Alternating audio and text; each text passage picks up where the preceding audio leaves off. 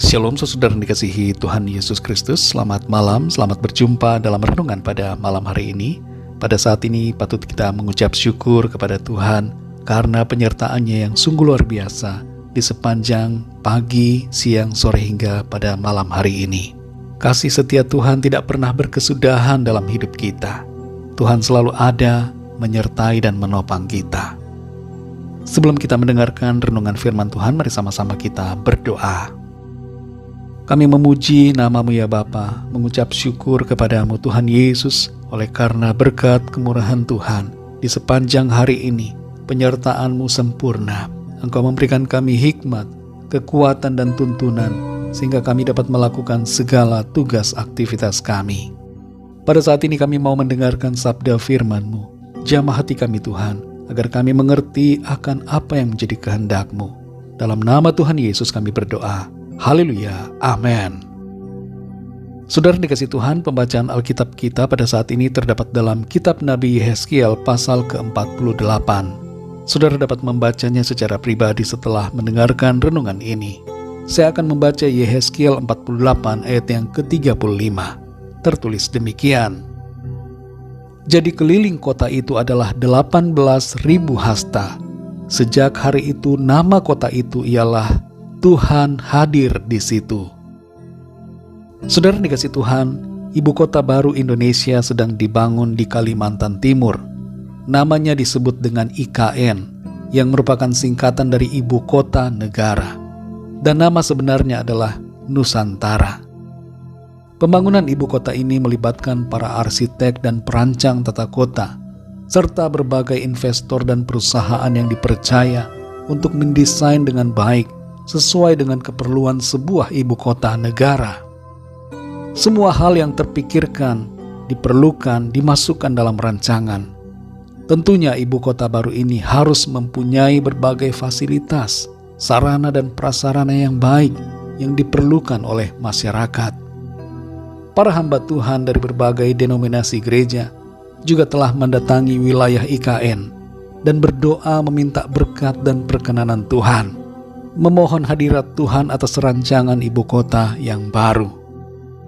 Kita semua saudara punya rencana dalam berbagai hal di kehidupan kita. Kita punya rencana tentang pekerjaan, keluarga, rumah, masa depan, dan perkara-perkara lainnya dalam hidup kita. Tapi pertanyaannya, sudahkah kita merancangkannya sedemikian rupa dengan mengingat dan mengundang akan kehadiran Tuhan? Adakah rencana kita itu menghadirkan Tuhan atau tidak? Saudara yang dikasih Tuhan, dalam Yehezkiel 48 ayat 35 ini tertulis, jadi keliling kota itu adalah 18.000 hasta. Sejak hari itu nama kota itu ialah Tuhan hadir di situ. Kitab Yehezkiel ini diakhiri dengan sebuah janji yang mulia, bahwa pada suatu saat Tuhan akan ada selama-lamanya bersama dengan umatnya di sebuah kota baru yang Tuhan sendiri rancangkan. Di dalam rancangan mengenai kota itu, ada bagian-bagian di mana umat Tuhan mengingat dan mengundang akan hadirat Tuhan dalam kehidupan mereka sehari-hari. Inilah yang menjadi kerinduan Tuhan sendiri, yaitu Ia ingin hadir dalam hidup kita. Berkat yang terbesar bagi kita sebagai orang percaya adalah adanya Tuhan yang hadir di tengah-tengah kita. Sukacita kita yang terbesar adalah karena kehadiran Tuhan itu nyata dalam hidup kita. Sebagai akibat dari kehadiran Tuhan, kita mengalami berkat, sukacita, dan damai sejahtera dalam menjalani kehidupan. Saudara yang dikasihi Tuhan, mari kita merenungkan dan bertanya pada diri kita masing-masing. Adakah kita memiliki kerinduan akan kehadiran Tuhan dalam hidup kita? Ataukah kita menyingkirkannya dalam setiap rencana dan kegiatan kita sehari-hari? Ingatlah bahwa kehadiran Tuhan merupakan perkara yang sangat penting dan sangat kita perlukan. Tuhan adalah sumber segala-galanya. Ia yang berkuasa dan yang berdaulat dalam hidup kita. Karena itu saudara, dalam setiap perencanaan, izinkanlah Tuhan hadir dan menguasai segenap hati dan kehidupan kita. Mungkin kita punya perencanaan hidup yang terbaik, tapi ingatlah, tanpa Tuhan, perencanaan itu akan sia-sia. Mari hadirkan Tuhan selalu. Ingatlah akan Tuhan. Sesungguhnya Tuhan hadir dalam hidup kita.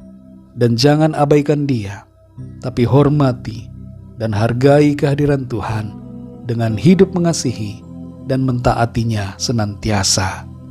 Immanuel, Tuhan beserta dengan kita di sepanjang kehidupan. Mari kita berdoa, saudara.